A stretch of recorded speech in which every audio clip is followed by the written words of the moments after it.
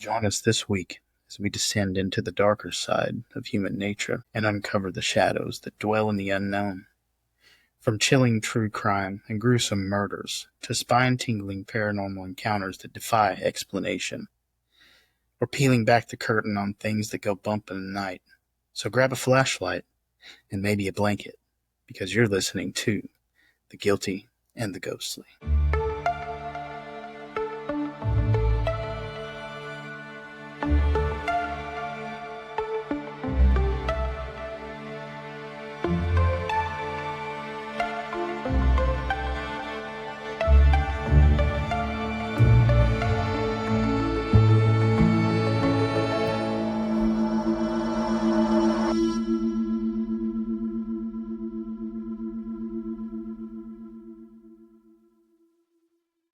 Hey guys, welcome back to another episode. Part 2. Bet y'all weren't expecting me to be back so soon, but I am. We're very excited to be back again and finish up this little two-parter that we have going on. Yes. Yes. It was interesting doing a two-parter instead of a one-parter this time because I felt like I could go more in depth on things. Yeah. I'm not going to make it a habit. Like if the case needs it, then I'll do two-parter, but it's not so much the time crunch that we put y'all on. Yeah. We try to do the episodes between 45 to an hour at most an hour, but sometimes cases do need a little bit more time. I think we've done a couple that's just a little, I would say about 45 minutes to an hour, which is crazy because when we first started doing this, we were barely hitting 30 to 45 minutes. And I feel like that kind of shows how much we have grown is now we're hitting closer to an hour each time, just a little under or a little over on each one. So I think it kind of just shows how far we've come. We were making progress. Yeah, with Audrey's research going more into detail, making it longer, and I guess our responses getting a little better. Yeah. Not us being as awkward all the time. And now if we can just figure out the technical parts. But we're getting there. We have found some stuff. We're just waiting till we can order it because we on a budget, y'all. On a budget. And the stuff is expensive. Very much so. And I didn't realize, I'm not going to go through all the technical parts of it, but like I didn't realize some of it. I'm like, oh, well, that would have been good to know before I ordered all this other stuff. I could have ordered that instead. So it's kind of just like we're learning. We're doing it on the spot. We're learning as we go. That's right. But yeah, I mean, and also like going back into like the two-parters, I got to thinking the other night if anybody wanted us to do like a two-part on like an episode we've already done, like maybe y'all wanted to revisit an episode we've already done. I know we got a lot of like, I've seen a lot of commotion on the Brandy Wells case. Yes, so all over TikTok. Yeah, they've been resharing. Of course, they're trying to get fresh eyes on it. So go to our page, share it as much as you can, get it out there so everybody can see. You'll have any information. Yeah, any information. Literally. Bring that family some justice. I mean, as far as I know, there hasn't been any new updates or anything. I think it's just them trying to get the word out again. So please go and share our Brandy Wells case. Share it with everybody. Share it on Facebook. Share it on TikTok. Share it with a friend. Talk about it. Spread awareness. I would love to have answers on that one. Me too. But with that being said, I mean, we could definitely, like, as cases, some of these cases we've done do hopefully start getting more information on them. We will definitely try to revisit. For right now, it's our first two-parter. Yeah. And I was actually really excited for tonight to finish it out. See what happened? Yeah. Well, before we jump in, I did want to cover a few things, like some housekeeping that I needed to do. One is, you guys may realize I never put the YouTube video part of it. Like, we have the audio on YouTube, but we don't have the video. I'm trying. I had a work trip this week, so I was out of town for a few days. And she did not work. She floated down the lazy river. It's work and a vacation. I love that trip. So I work in forestry and agriculture. And so I go to a lot of these annual state forestry meetings. And so just making connections with our customers, meeting new customers, trying to, shake hands, kiss babies, that kind of thing. But I love it because I talk to these guys all the time throughout the year, but I never meet them face to face. email, phone calls, text messages, literally all year long. And blind date. Yeah, I have no idea what they look like. Like one of my favorite ones, the first time he met me in person, he goes, "You're young," and I was like, "Oh, thank you." And I was like, What do you mean?" He goes, "I thought you were like a 60-year-old woman," and I was like, "Okay, that's great, great, awesome." So, yeah, so I never got it out. I was busy. I was out of town. I was enjoying my downtime that I had while I was there. If you ever get the chance to go to the Golden Nugget in Lake Charles, chef's kiss. I told Tori today I want to go celebrate a birthday there because I mean they have the best pool, best lazy river. It's a really cool spot. So I enjoyed it. Also, my hair's different now. Yeah, she dyed her hair. Dyed my hair, guys. We're bringing in fall vibes. It's 150,000 degrees outside, but I thought maybe if I went darker and got ready for fall, maybe it would kickstart it. Can't notice how crazy it is. I'll kill you. Another housekeeping, and I forgot to mention to this. So when I said the name of the town last episode, I think I said like Waukesha or something like that. That is not the name of the town. It's Waukesha. Oh yeah, so you did say it really weird. Butchered that. I knew it was Waukesha, but like when I read it, I said like Waukesha or something, and Josh is like, "Girl, that's not the name of this town." I was like, "What?" And so I went back and listened. I was like, "You know what? You're right. You're right." So Waukesha. We're in Waukesha. A couple of other updates is our socials are growing. Yay! So we are almost to 800 followers on Facebook, which is pretty dope, pretty rad. Pretty impressive, if I might say so myself. Yeah. So share it, please share. Share on your Facebook. Share it with everybody. Because it's like kind of crazy to think like, oh yeah, it's like 800 people, but I don't even think I know 800 people in my lifetime. So all of these people are listening to us. I mean, we are basically... Well, but that's the thing is, although we have 800 followers on Facebook, we do not have 800 people listening yet. So listen, like share it. Aww. We need listeners. I just put a person in her bubble. I mean, we do have several listeners, and it is growing. Like each week that we post it, like we get more listeners on that on each episode. So we do appreciate everybody that's been here and sticking with us, and hopefully it grows. TikTok, we're at 157, which isn't bad, especially for a millennial that has no idea how to run a TikTok. I'm thinking about handing it over to Tori and Elizabeth and be like, "Here you go, guys." You post some pretty millennial stuff on TikTok, but it's funny. It's cringy funny. I know. And so that's kind of like the vibe that I like. And so I'm like, do I really want to change it now, or do we just keep it? We just keep it cringe. We're going to keep it cringe, y'all. And then the big exciting news, we were talking about listeners. Guys, we are almost to 2,000 total downloads. That's huge. That's very good. I cannot believe we're already there. We got just over 1,800 right now. So that's pretty awesome. So I really, again, we just can't thank you guys enough for listening and sharing, and keep doing it. Keeping us wanting to keep posting and wanting to see where it goes. Because I love talking to Tori and I love talking to Josh and Seth. But it's also really cool to think that other people want to hear what we're saying. And also, like we said at the beginning, you know, followers or no followers, we have fun doing this. We enjoy doing it. And so much fun. We need to include other people into this craziness. This witch cult, whatever we are. we need to come up with like fan names, or like, you know what I mean? Like how everybody has, like Morbid has the weirdos. And I'm trying to think of others. Crime junkies, they're junkies. And we need one for you guys. So if you have any recommendations, send it to us. Yeah. So I also have some crime updates. Have you been on TikTok? I have been on TikTok. Have you seen anything about the Mendez brothers? I saw it and it broke my heart that he got denied. I am so upset.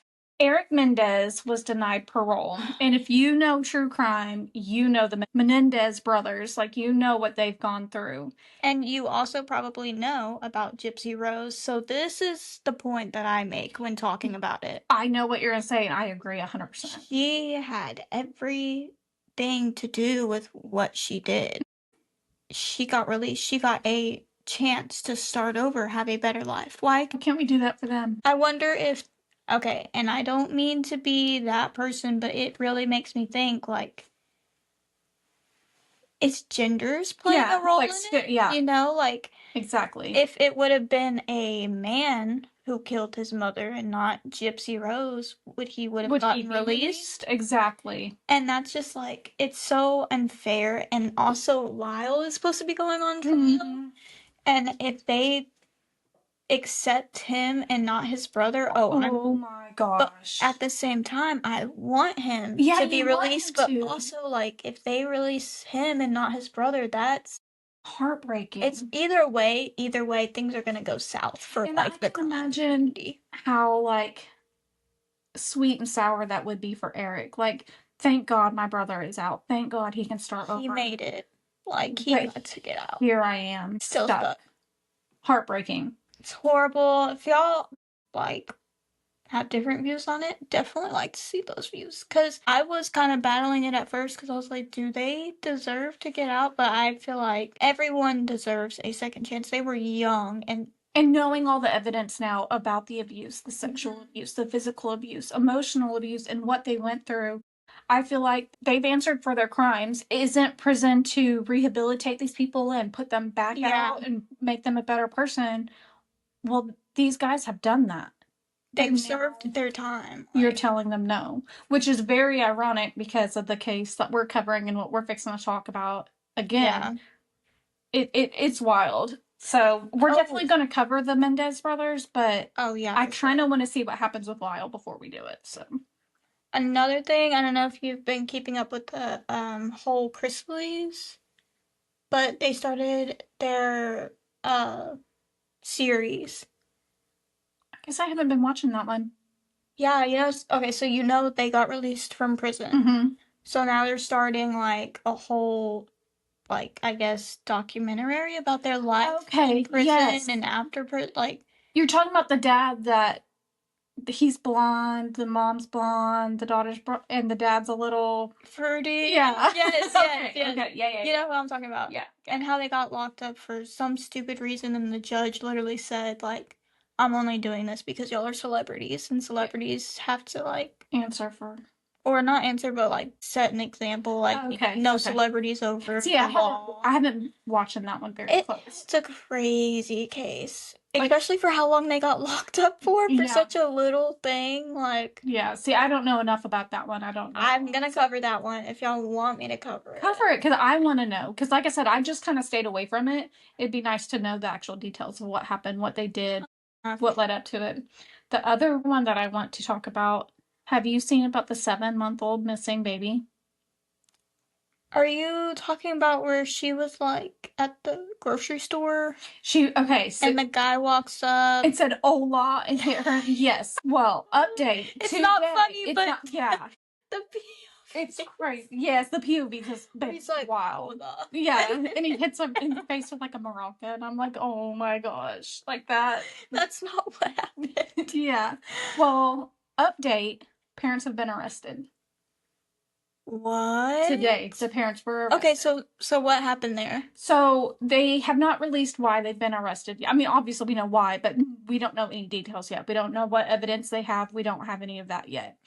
For those that don't know the story, a mom supposedly went to, I can't remember what it's called, but it's kind of like an academy, like a sports store. And she's like, oh, I'm going to change my baby's diaper before I go in real quick. And she lays the baby down, and supposedly a man walked up to her, said "Hola," punched her in the face, knocked her out, and stole her baby. Well, when you look at her face, she does have a black eye, but it was already healing. Like, it was an old black eye. And then they noticed a lot of issues with pictures of baby Emmanuel. Like, I think he's like cross-eyed or something like that. And it's very pronounced. And they're wondering if dad didn't have something to do with what was going on with him, because he had been charged with child abuse before. And I'm not talking like, which child abuse isn't like a little thing. I'm not talking about like he whooped a child's butt and got in trouble. No, he severely hurt his first child, or I guess it's his first child, with his ex-wife to the point to where like she's disabled now. He abused her so bad that child is now has physical disabilities because he abused her so bad. Well, everybody saw through their BS because the fake crying, the sniffles, and just the way they were talking. Everybody clocked it real quick and were like, she's lying, he's lying, something's going on. But there was no proof of it because there was no video cameras. And all this TikTok's been blown up about it. So if you haven't looked at it, look up Baby Emmanuel. Pray that they find him. I don't think they're going to find him alive, unfortunately, which breaks my heart. But at least find him and let him rest in peace. So I know we're so like chatty on this episode, really debriefing, but talking about TikToks and true crime that we saw. I don't know. I think I remember their name. I don't know. This guy, and I hope they get justice. Like, there's so much happening. So basically, I went down this whole rabbit hole. Oh, I'm gonna tell you about this other one off camera because it's just a yap, but it involves Blueface Baby. But it's a yap for later. This one is about a couple on TikTok, and they're called the Stapletons or something. yes, You know what I'm talking about? Yes, and she's like defending him, like, and there's picture proof of him downloading this stuff. Like, I was looking at something. We were actually at Academy today to pick up softball pants for May. She's got a tournament, guys. Tomorrow she has her first tournament with her select team. She's nervous, but she's gonna do so good. But we had to go get her white pants because we had every other color but white. But white.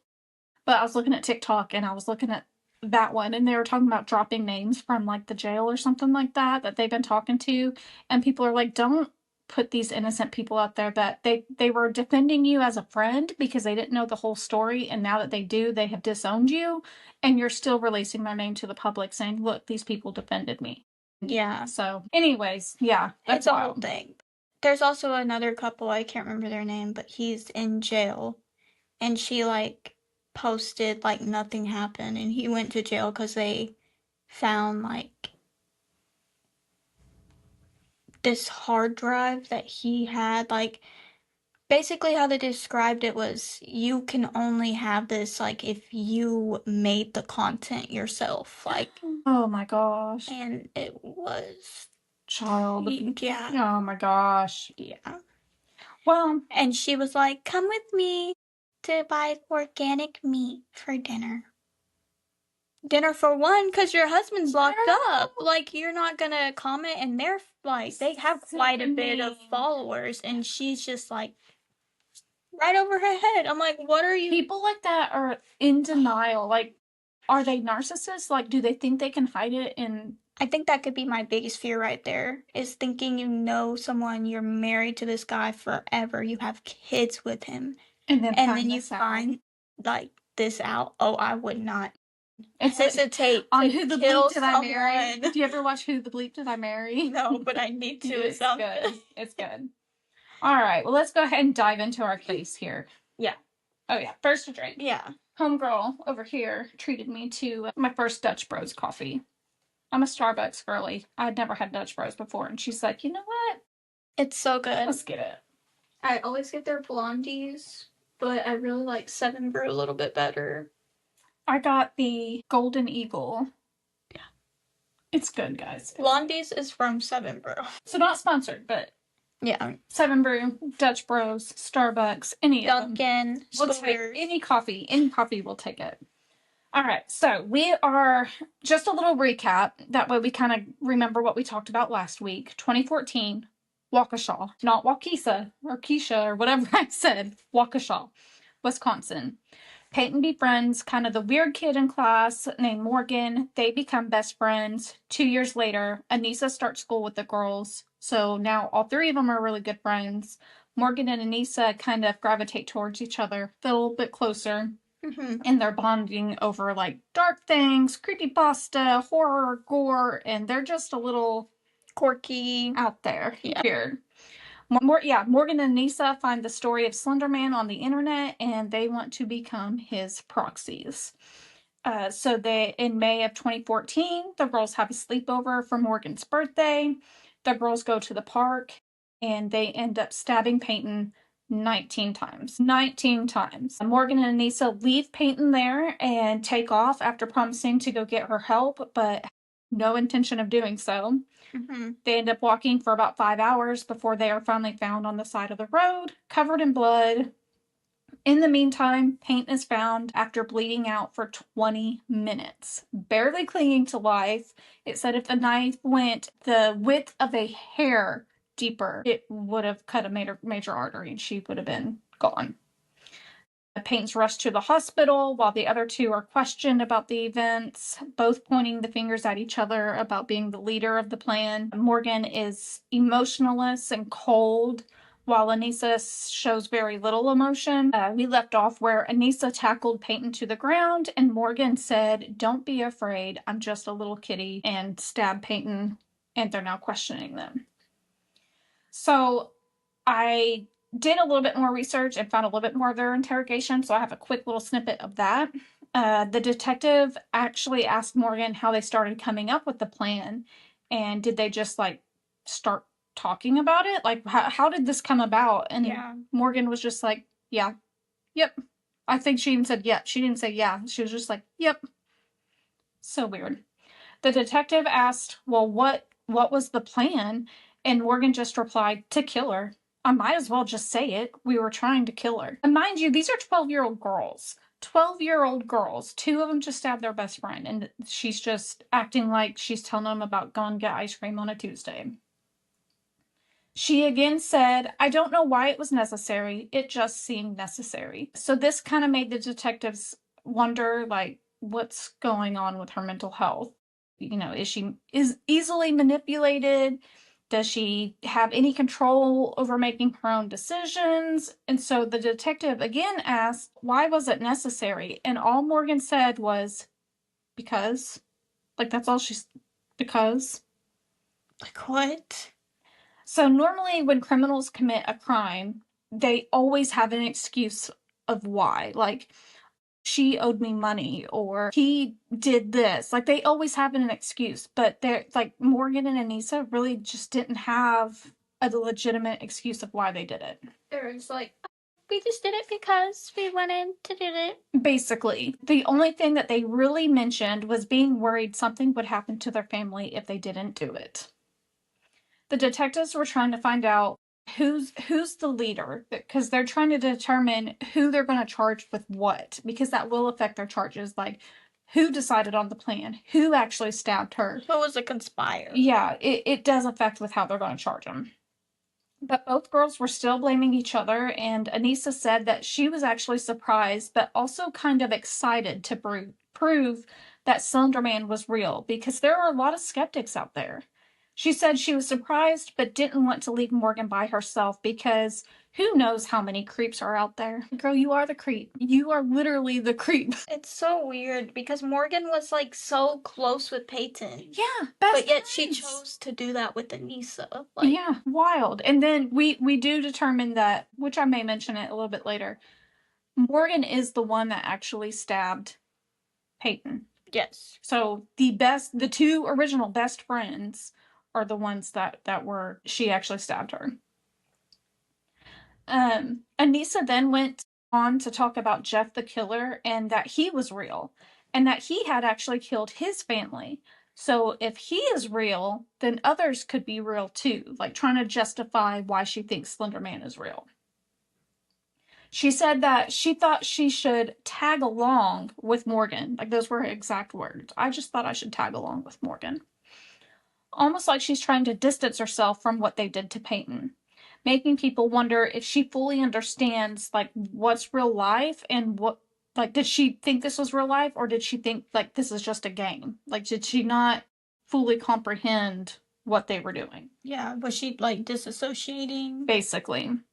Anissa even compared her looks to Jeff the killer, and the detective asked if she cut her hair to look like this Jeff person on Creepypasta, and she said no, it was just a coincidence. And like, he's asking her questions about it because her haircut is very similar to this Jeff the killer guy. And the detectives at this point were like, okay, are they doing a copycat crime? But they determined, no, it wasn't a copycat crime. Like, they just fully believed that these creepypasta stories were real. And it's just like, that's the thing, too. It's so crazy that you could see their innocence in a way, like, with the, like, I hate dark and twisted innocence. Yeah, like, I hate to say it like this, but, like, Anissa went and did this off of a limb, like, off of her imagination, thinking that Slender Man was real. You know, like, they literally could have killed someone because they let their imagination, like... They literally tried to kill someone. Yeah, like... Yeah.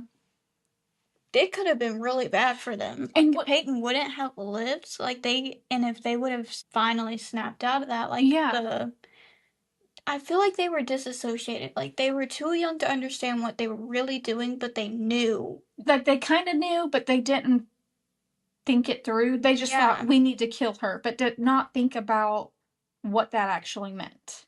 And I feel like if they would have actually succeeded, it would have been horrible either way, but also it would have been like a realization down the line, like, wow, I'm a killer. I killed someone at 12 years old. 12. Yeah. You know, like, like, it kind of makes me think, like, in a innocence way, I don't think they really knew. Understood the whole thing. And what's even crazier is when they're in the room, Morgan said, like, she's talking about Anissa, and she's like, because we killed her, or we tried to kill her. And she goes, well, I don't even know if she's alive. She was crying when we left her there. Is she still alive? And the detective said, yeah, she's still alive. And she just went, oh. Like, she wasn't like, oh, thank God, she's still alive. I made a mistake. She was just like, oh. And also with their responses, it's so young responses. Yeah. Yep. Because yeah. You know what? It's like, it's like when the kids get in the car and are like, well, how was your day? Good. What'd you learn? Nothing. It's just, just kind of like nonchalant. I have better things to do than sit here and talk to you. Well, Anissa said that they actually seen Slender Man sometimes. They even said that they seen him in the corner of their eyes while they were walking to the park that day. She also said Morgan heard him following them around, and like they heard a twig snapping, and they knew that was Slender Man following them. Leading up to the stabbing, Morgan began sending several other creepypasta characters to Peyton, saying that they were sitting outside her window, and when she was asleep, they were going to kill her. Which, again, these are 12-year-old girls. Could you imagine how terrified Peyton would be, thinking this thing is out her window watching her sleep and trying to kill her and her family? Morgan started to worry that Peyton would tell someone about what they were doing to her, so she sent Peyton a message that said, you tell your mother nothing. Which, again, that goes to show that she does understand she's scaring Peyton. She does understand if she gets told on, she's gonna get in trouble. But it almost seems like bullying in an aspect. Like, guess what, Peyton? This thing is gonna be outside your window tonight. And if you tell your mom that we're telling you this, you're gonna die. Yeah. You know what I mean? Like, bullying in an extreme level. Yeah. Extremely. Very extreme level. Well, Peyton became so afraid of the messages and these supposed characters that were watching her sleep, and she started to sleep facing away from her window. She had to have her blinds closed. She had to have the window locked. It was truly affecting her, like, to where it was affecting her sleep at night. Peyton eventually would tell her mother about the characters, and her mother, like, looked into it with her and showed her, like, these aren't real. Like, they're fake. They cannot hurt you. They won't hurt you. It's not real. But Morgan continued sending the pictures anyways, and Morgan asked the detective during her interview, like, while she's admitting to doing all this, she says, this is going to get me arrested, isn't it? I won't take back any of it. Like, what? So again, she understands that she's going to be in trouble for it, but then she's like, but I'm not going to take any of it back. She even says that she knew it was important to tell the truth because she had been suspended earlier in the year for bringing that hammer to school that we talked about in part 1. She said it was a complete accident that she took it to school. She was cleaning her room and she just accidentally put it in her backpack and took it to school. Morgan's right. Like, you're not going to carry it or feel a huge like, what was it, a rubber mallet in your backpack? Like, you know what's in your backpack. And you know what? Thinking about it, she could have potentially used that to blackmail Peyton into not telling her parents about what they were going to do. Yeah. You know? Like connecting the I got a dots. hammer, girl. Like, you tell on me. Or just taking it to school, opening your backpack. You better keep your mouth shut. Yeah, I didn't even think about that. Because they were still friends around this time. Yeah. They were already. Yeah, because they started planning in January and didn't do it until May. Yep. That's very true. Well, Morgan's mother said that Morgan has always had trouble showing empathy, even at an early age. Like, she was talking about when she was really young, they were watching Bambi, and most kids would start crying and be so sad and upset about it. But Morgan just said, "Run, Bambi, run." So it started at an early age, kind of being strange.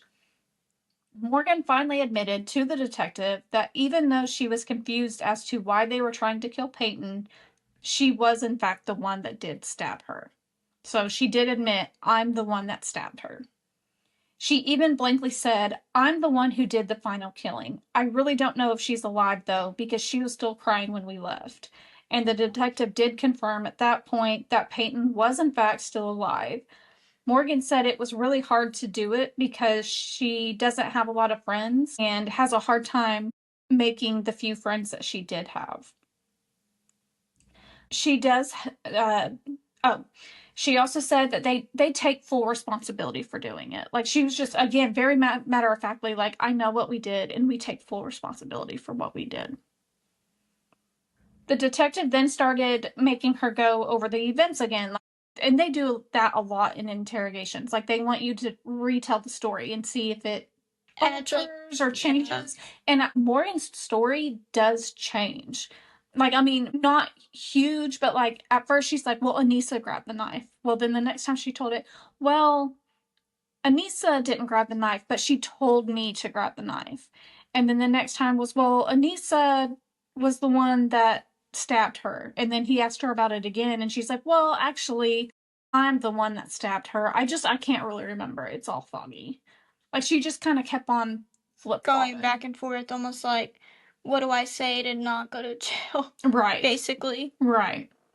So, again, like I said, Morgan said that she was the one that grabbed the knife, but it was because Anissa told her to. So she is admitting to grab the knife, but again, she's like, but Anissa told me to do it. So did Anissa really tell her to do it, or is she just saying that? She said it was all foggy because she was trying to block it out. Morgan very quickly said that her parents didn't have anything to do with it because she mentioned that they put the knife and stuff. I thought it was a duffel bag, but when I rewatched the interview, they actually put it in an old purse that Morgan's mother had given her.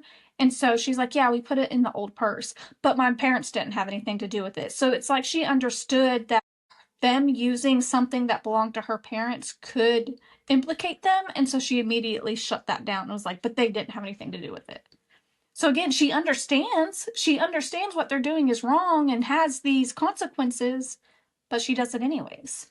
It's just so hard because it's like they're young, but you don't fully understand how mature they are. You know what I mean? Like, yeah, they're 12, but like, I'm gonna let you finish the rest of the story because of what you told me earlier and what we found out later on. Yeah. But I wonder if what you told me earlier started at such an early age that it messed Morgan up that much. Yeah. So we'll continue. We'll get there. We'll get there, but yeah. Keep going. So Morgan then starts talking faster. She almost seems irritated that the detective keeps asking her the same questions over and over. She then says, "I knew this would happen and we would get in trouble." She even said, "People that trust you become very gullible." So again, she understands manipulation. Like, she's admitting, they trusted me, so I can make them do whatever I want. Yeah. And this is Morgan saying this? This is Morgan. Okay. So now we're on Anissa. Anissa kept calling the stabbing doing the deed, which is often a coping mechanism to distance herself from the crime. I heard your snicker. Doing the deed. But yeah, that's often used as a coping mechanism or to distance themselves by not saying, I stabbed her. I did this. They kind of put it to the side, like, it's did the deed. This happened. They don't. The situation. Yeah, the situation, the experience. Like, they don't use the actual words of what they did. Anissa then began getting upset when she was recounting the stabbing again, and she kind of did start crying about what happened to Peyton. But again, she's like not full on sobbing. She's just kind of whimpering. Which, again, if you think a 12-year-old is recounting stabbing her 12-year-old friend, she would be like upset, but she was just kind of whimpering. At this point, both girls have admitted to the planning of the crime, the motive, and who stabbed Peyton. As they review the tapes, they begin to try and break down like what's going on with the girls, what mental health they could be suffering with. So I looked to see what they were actually diagnosed with. Morgan was diagnosed with early onset schizophrenia. Doctors testified that she was experiencing hallucinations and delusions, believing Slender Man was real, and that she had to kill Peyton to protect her family. Her condition was considered severe and long-term, so it's not like it was a moment of insanity. Like, it was building up to that and wouldn't just go away. Anissa was diagnosed with shared delusional disorder. She did not have schizophrenia, but she was found to be highly suggestible and vulnerable to Morgan's stronger psychosis. She claimed she truly believed harming Peyton was necessary to protect herself and her family, which that has been seen in other cases too. Oh yeah. Even like with like paranormal stuff, sometimes they think that maybe Josh and I covered Jeff the Talking Mongoose, and they think that that might be actually what started that case. Was the dad may have had some kind of psychosis going on, and because they were so remote and secluded, that he fully believed this was actually happening, and so his wife and daughter started to believe it because of him. Like, they were influencing each other. So let's kind of talk about the court hearing. Both girls would end up being charged with first-degree attempted intentional homicide.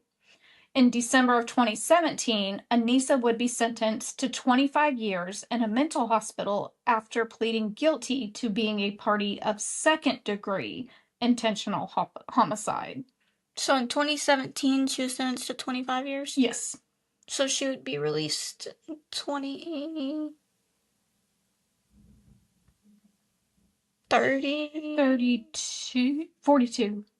2042? No, yeah. 2042, I think. Hang on. 7, let's see. Yeah, 2032. Dang. Okay. And how old was she when she was sentenced? Because she was 12 at the time? She was 12 in 2014, 15, 16, 17. So she was 15. So at 15 years old, she was sentenced 25 years. Mm-hmm. Dang. Morgan was convicted, but she was not found guilty due to reason of insanity due to mental disease or defect. She was sentenced to 40 years in a psychiatric hospital. In 2021, Anissa was granted supervised release after only serving 4 years in a mental hospital. So she had 25 years, only served 4 of those years.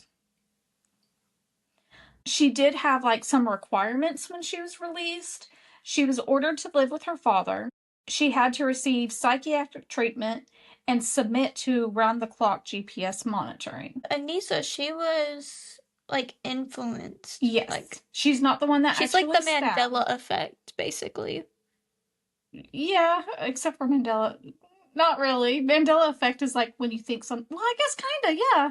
Because it would be like if you hand someone a glass of water and you're like, oh, that has alcohol in it, and they start acting like they're drunk.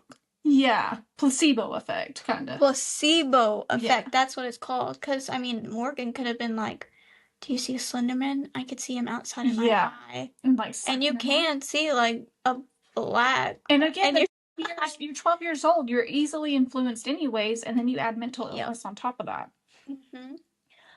Well, the GPS ended up being removed in September of 2023. So she no longer had to keep the GPS monitor. Like I believe she still had to receive psychiatric treatment. She still had to be supervised, but no longer had to have the GPS monitor. So in 2021, how old would she have been? Girl, I don't know. These are important things to know. I'm tired. I ain't doing math. I ain't working. Come on, Audrey, you're slacking. I know. If you would like to know how many years old she is in 2021, comment down below. And I'll make Tori do it. Well, since she was able to be released early, Morgan was hoping to follow suit. She's like, okay, maybe I can have a chance. So she filed for release 3 different times, but she ended up withdrawing the first 2 requests. Oh, were they in the same psychiatric hospital? I believe so. Are you serious? That's insane. So you get to be locked up with your best friend that you try to commit murder with? I think that is, they may have kept them. They probably had to keep them separate. I'm not 100% sure that they were in the same one, but if they were, I'm sure they had to keep them separated because, again, they're influencing each other. So they have to separate that. Well, since Anissa got released, Morgan's like, okay, it's my turn. Mm-hmm. So she filed for release 3 different times. She ended up withdrawing the first 2. They took it off the table. No way. But on the 3rd time, she followed through. She's like, I'm doing this. And in April of 2024, it was denied by the judge. Judge said, nope, not happening. He stated that Morgan was still showing signs of being a threat to herself and others. He stated that not only that, the community was also concerned with her release. Because you got to think, if you let them out in the community, what are they going to do? They already did this. They stabbed their best friend, left her there to suffer, hoping she would die. What are they capable of? Especially Morgan, because she was the one who was conspiring basically all of it because of her delusions. Yes. And all of it. Like, man, that's crazy. Well, after hearing all the evidence, the judge stated, I'm satisfied with my denial. We're keeping to it. Only 6 months later, she requested dismissal again. 6 months later. This time... She really wanted out of there. She was having FOMO. Well, I may say this doctor's name wrong. Forgive me. It's not Waukesa. I know that. This time, I think it's Brooke Lungbaum or Lumbaum, something like that. Brooke What does it look like? Well, I was listening to videos on YouTube, and so I didn't have it to spell out. It was an interview. Yeah. Lungbaum. She was a doctor, and she testified that the now 22-year-old, so she's 22 at this point, Morgan. Okay. That the now 22-year-old has not thought about Slender Man in a while, but there were still a few other concerns about her release. She stated that at this time, she was in support of Morgan's release. She did not show signs of being a danger to herself or others. She had experienced consistent signs of schizophrenia. She had showed delusions of Slender Man, along with auditory and visual hallucinations, disorganized thinking, and behavior and instability of emotional regulation. She stated that these symptoms were believed to have taken part in the stabbing, but at this time, she was no longer showing these symptoms. Morgan claimed that she had been sexually abused at home, and her obsession with Slender Man and the other creepypasta lore was an escape for her from her home life at that time. So basically, she was being abused, and that was her escape, was diving into this fantasy world. And that's what I was talking about earlier. Because she said, her mom said that she didn't handle, like, emotion well, like, during the Bambi movie. Mm-hmm. That almost makes me think, like, because kids are not born evil. I don't think that. I think nurture versus nature. Mm-hmm. See, I believe what I think.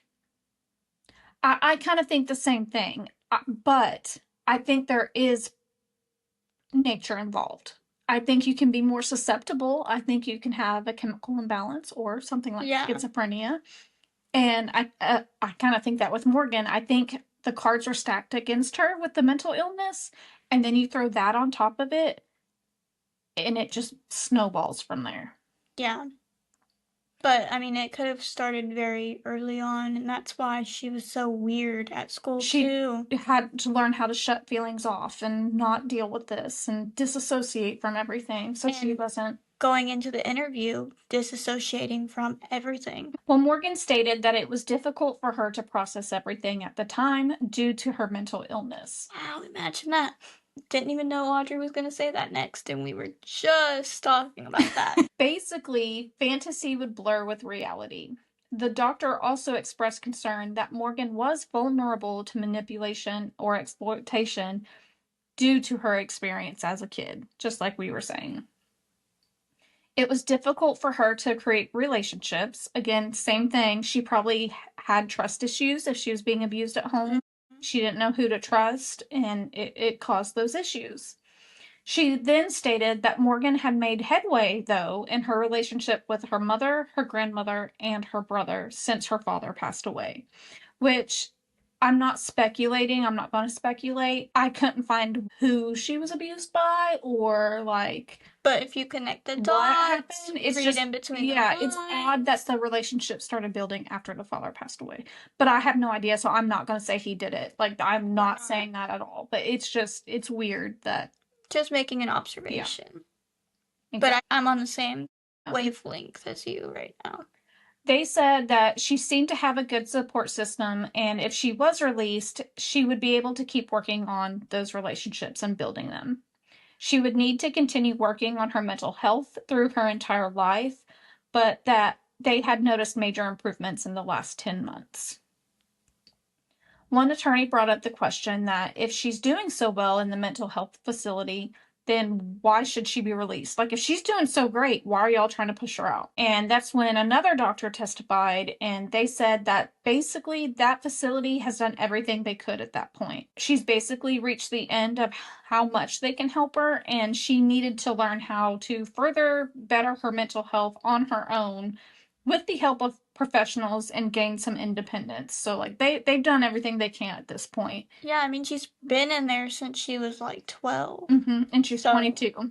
She hasn't had any independence at all. None. So there's nothing more for her to gain staying at the hospital. She's a young woman with great potential and will not have the opportunity to experience that until she is out in the world and able to engage with other peers.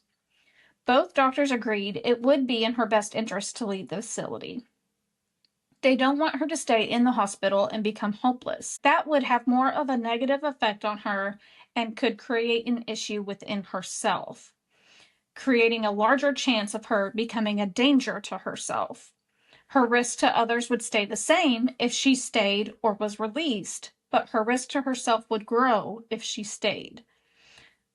The doctor that has been with Morgan since 2014 also testified. She stated that Morgan said she could not forgive herself for what they did. She had acknowledged what happened, and she hates that she did what she did and feels she is a different person now. She struggled many years to forgive herself and has trouble recalling different parts from her childhood. So again, that goes into play with disassociation. Yeah. Like what I said earlier, it must have been God working that Peyton survived that day. Yeah. Because a 12-year-old getting stabbed 19 times. 19 times. Not only would it have been hard on her family and taking an innocent life, but it also, like, if Morgan actually would have killed her, yeah, she would probably still be insane. Could she come back from that? No, I really don't think she could have, because now, like, she's actually sympathizing, you know? Like, I messed up. I know what I did was wrong. I messed up. Because in the interrogation room, she's like, yep, I did it. Yeah, I take responsibility, but had no emotion for it. Like, okay. Yeah. So it's definitely improvement. Yeah. That would be a valid reason to argue in court. And kind of like we were talking with the Menendez brothers is, I mean, that's the whole point with mental mental facilities and jail is to rehabilitate some of these people. They made a bad mistake when they were young. Hurt people. Yeah, so let's give them what they need to help them, except for child predators. To me, gone. Don't have anything to do for them. Get out. There's no help. No help whatsoever. Well, they discussed possible stresses that may come up, including being known in the Slender Man killings. However, she also believes that Morgan is ready to take it on and that she should be released. The state, however, did not believe she was ready. Of course, they're concerned what the risk was by releasing her to others due to the nature and circumstances of the crime. Because she was 12, because Peyton was her best friend, because she did stab her not once, not twice, 19 times. It was a crime of passion. And then left her. That was their concern. Not only did she stab her, they purposely left her there. And then when they brought her in, there was no emotion. Right. She didn't. It was almost like she didn't care. They believe there was still a substantial risk to herself and others. They state that most people are not capable of committing the offense that Morgan did, not only the stabbing, but, like I said, leaving Peyton there alone. The attorney argued she should at least have the chance to prove herself with conditions upon her release, which again kind of goes like we're talking about. You did your crime, you did your time, here's your chance to prove yourself. But also, I mean, she didn't really do her time. Oh, she was in a mental health, I think she went to where she needed to. I don't think but she was sentenced for 40 years. Yeah, and we're only at, That's agree. what I mean by it. But if she's showing improvement and they're basically she's improved as far as we can get her, she needs additional that we can't provide, then it makes sense to release her under circumstances. Or release her to a more advanced facility. Yeah. You know? Yeah. Because, I mean, at that point, it's can you really say they did their time? I mean, the other girl, I can't even... 4 years, Anissa. 4 years, Anissa, I just don't think it's rightfully served at that point. Yeah, because you got to think with Peyton, she has to live with this trauma every day of her life. She probably has major trust issues. Her mom and dad have to live with this the rest of their lives. Yeah, I mean, it's just... I can understand in some circumstances whenever they're released early off of good behavior or whatever, but in others, I'm like... Yeah. It's very complicated. It's not black or white at all. Oh, no. There's so much gray. Yeah. It's just very... It's hard. Different with every single case. I could go through and nitpick, oh, I think that person needed more time. This person should have never even gotten time. And then you have that reoffend and reoffend and reoffend. They get a slap on the hand and they're released to go reoffend again. And it's just kind of like, where's the justice? There is no justice. Well, the judge confirmed it was a very serious offense, especially considering they were children. He finally decided that under the circumstances that he did agree she should be released. He stated that she didn't present a significant risk to herself or the community. He is taking into consideration all sides to make this decision.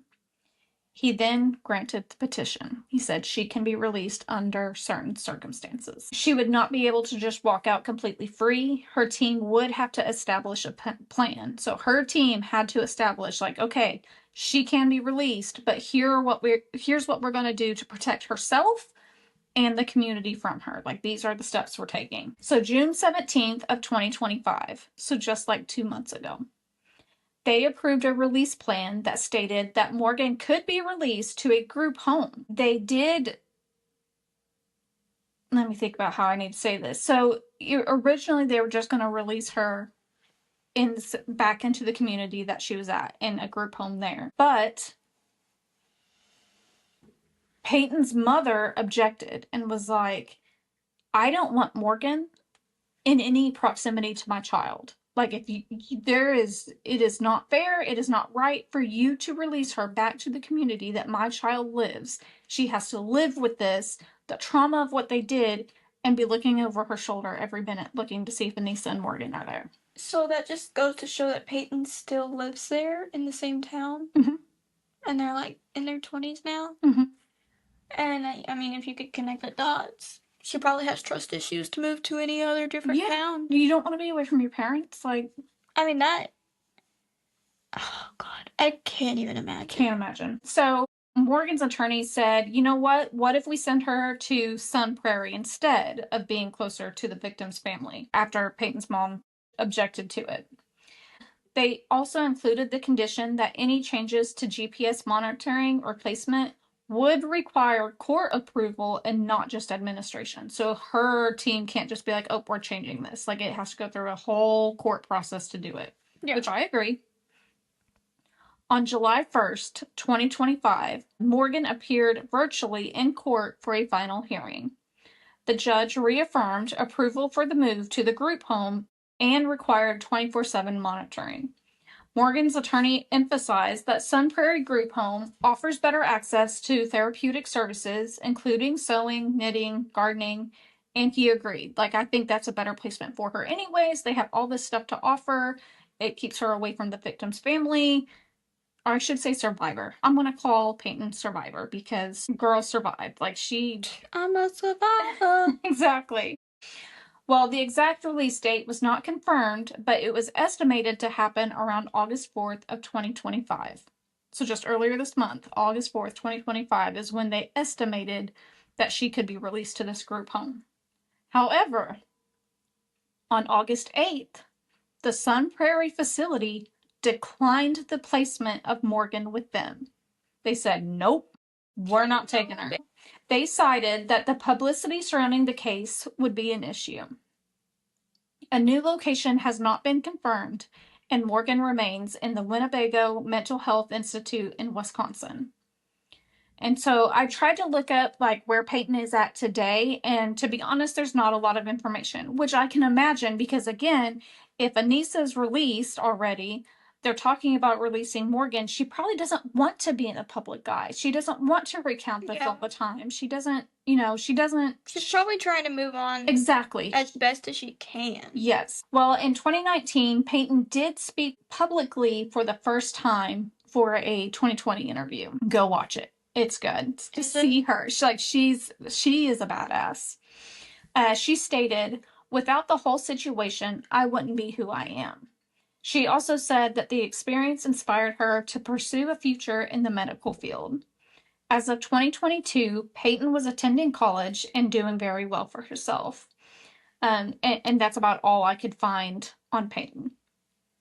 Well, good for her. I know. And which, again, like we said, I can understand her not wanting to be in the public eye and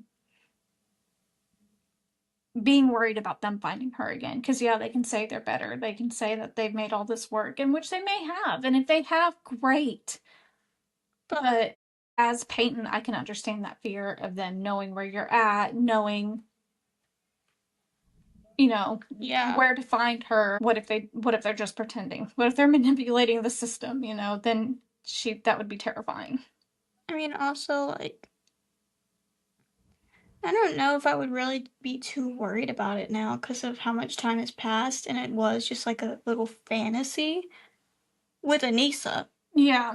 Morgan, I don't know about her. Yeah. She could, I feel like she's the type of person to flip a switch, Mm-hmm. She was already very easy to, like, manipulate people at an early age. Yeah. And it's hard to let go of those habits, you know what I mean? So it would take a lot of work. And I really don't think the time, like, I think she should stay in the... Yeah, she's making this much improvement, but is she going to continue making this improvement? But, I mean, like, even Anissa, 4 years? Yeah. 4 years? That's insane to me. Like, that's crazy. After she was manipulated that easily by Morgan, she fully helped with the entire plan to plan it out and physically assaulted Peyton by shoving her, hitting her head into the wall, and doing everything that led up to that. No, she didn't hold the knife and stab Peyton, but she was just as much a part of it as Morgan. And I mean, who's to say, like, she doesn't get manipulated in another way? You know what I mean? Like, people get into some crazy stuff. Yeah.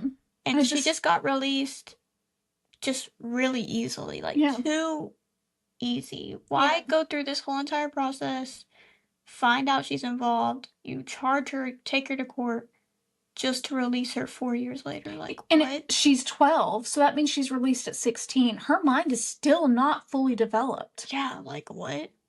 And she's released to her dad? Like, yeah, her dad. Not even. And then they take the GPS monitoring away pretty quickly. It's just like, it's insane.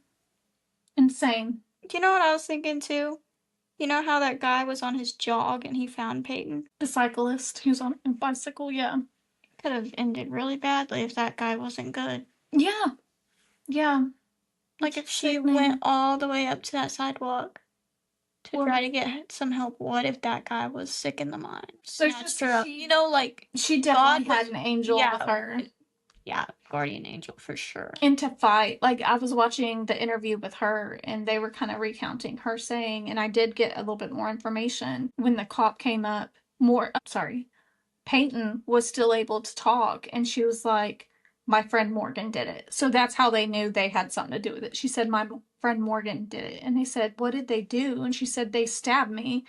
And they said, with what? And she said, a knife. And then she, like, held up her hand and it was like this big. Like, so she was able to give them details before her body started basically shutting down. They said that she was basically in shock and that's how she was able to relay some of that information. But then your body can only, there's only so much adrenaline and yeah, it started shutting down and getting scary. So she's a beautiful girl too. She's so pretty. We should go watch the interviews now. Yeah. My heart breaks for her mom too, because to think you trusted these girls with your daughter. They went to her house and this is what they do. And they had been planning it for. Mm-hmm.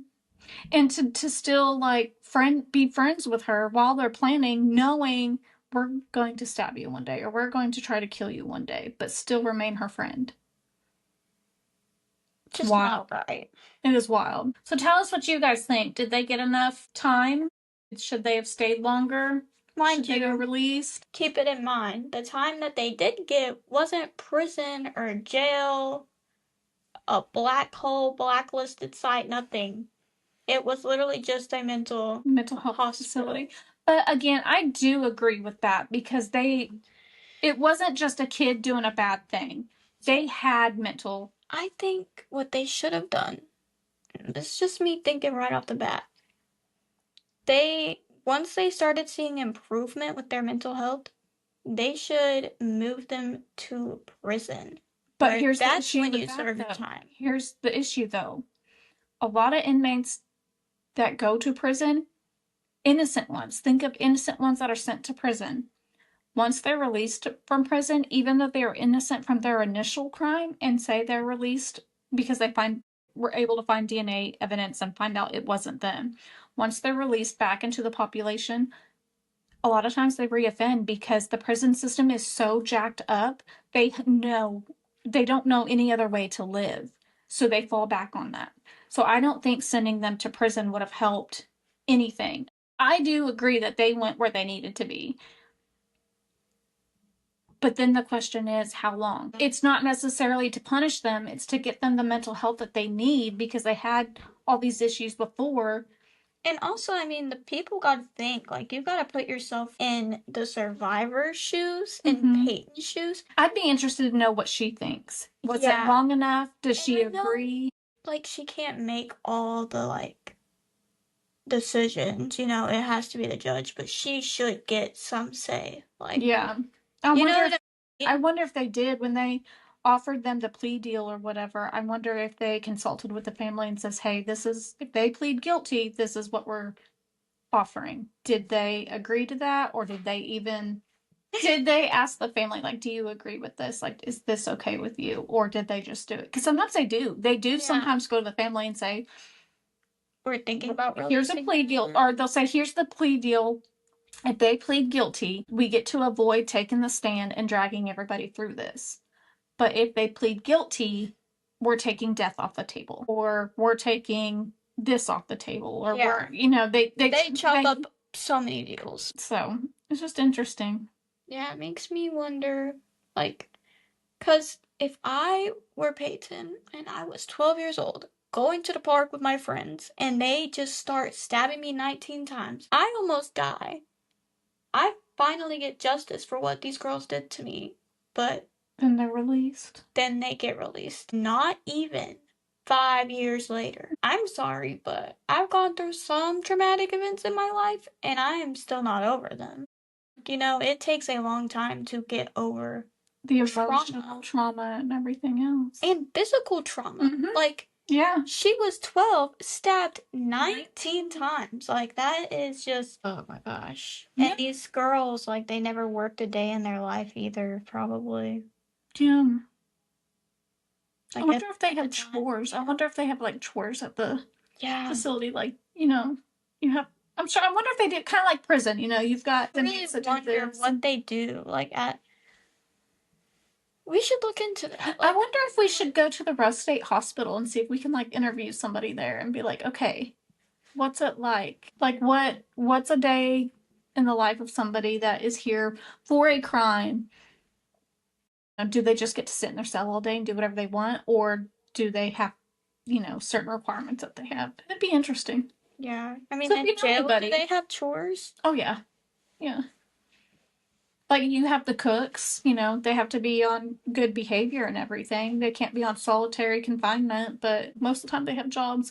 I'm also thinking about covering the Angola State Prison, Louisiana State Prison. Oh, yeah. Addie and I got to go tour the state prison in Louisiana, and they have jobs, and they get paid for the jobs. Now, it's not like $15 an hour by any means. Yeah. Like, we're talking like cents on a dollar, like, but that prison is 100%, how did they put it, self-reliant. So they have inmates that are HVAC men, like repairing air conditioners. They have handymen. They have they grow their own food there. They have cattle there that they grow.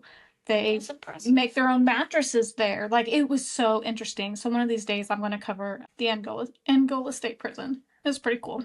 That would be good. Yeah. So I guess that's it. It was a pretty lengthy episode, last part too, so we gotta make it. We got a little chatty Cathy over here. It's just had a coffee before. I know. Y'all couldn't tell. It is thought-provoking. It definitely is thought-provoking. And you see the dots start to connect too, like with everything. You know? You know. If you know, I know, we know. If you know, you know. You know, you know. Okay, I'll probably have to edit that out so we don't get copyright. All right, guys. Well, that's it for this week. I think next week I'm going to try to have Seth back, and then Josh is working on his case. He's going to bring one, so hopefully he'll have it ready. No pressure, Josh. You have a deadline. So with that being said, I'm thinking of like a conspiracy. I like talking about a bunch of different cases, just not going into full detail. So should we do like an episode where we just... Well, if we have like a yappy hour once a week, or once a month, we can't do once a week, there's no way. But like just one night, we need to get Seth and Josh in here, and we can just have like a yappy hour to where we all just discuss different things, different cases, and how we feel. Because I really do feel like, I mean, I know a lot of old cases, but there's a lot of new cases coming to light that are gonna definitely start getting a lot more attention that I would like to stay updated on. Oh my gosh, the Idahoan murders, there's updates on that one too. When that first came out, that like literally actually made me cry. Like that. Yeah, it was so heartbreaking. It was very, I don't know why it was so close to home to me, but it was just like, it was horrible, that whole entire case. I hope that man rots in jail. Brian Kohlberger, frick you, boy. And he's in solitary confinement because the prisoners were giving him trouble. It's like, yeah, that's what you get. Yeah, it's dumb a-hole. No cuss words on the podcast, but oh my gosh. When have we never done? All right, we gotta wrap it up. These people are like, get me out of here. When have we never done cuss words? We don't say a whole lot of cuss words. We try to keep it to a minimum. PG. Because our mom listens. Hi, Mom. Hi, Mom. Anyways, ciao. All right. We're out of here. Bye, guys. See y'all next week. Well, I won't see you next week. Josh will probably see you next week. Seth will see you next week. Then Josh. Then Josh. Then you're back. Then I'm back again, probably. Bye. I'm gonna zoom right into your face right there. Looking like an alien. Hit the red cord.